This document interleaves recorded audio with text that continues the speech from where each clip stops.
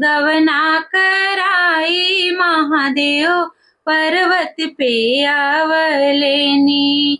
गौरा जी पूछे दिल के बात जी, कहवा से पौला महादेव पियरी धोतिया।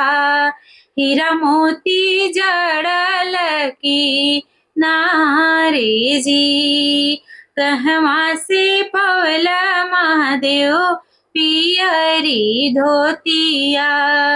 हीरा मोती जड़ल की नारे जी, अरे तोहरे नैहरवा गौरा हमारी ससुरारिया।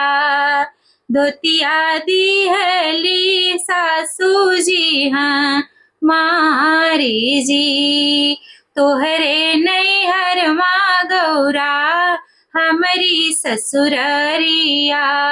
धोतिया दिहली सासू जी हमारे जी, गवना कराई महादेव पर्वत पे आवले।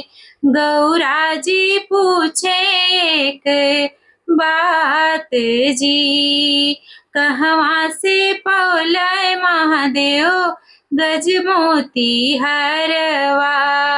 अरे हीरा मोती जड़लई लाल जी, कहवा से पौले महादेव गज मोती हरवा। हीरा मोती जड़ल लाल जी, तोहरे नैहरवा गौरा हमारी ससुररिया। अरे हरवा जे दिहली सासू जी हमारी जी, हरवा जे दिहली सासू जी हमारी जी।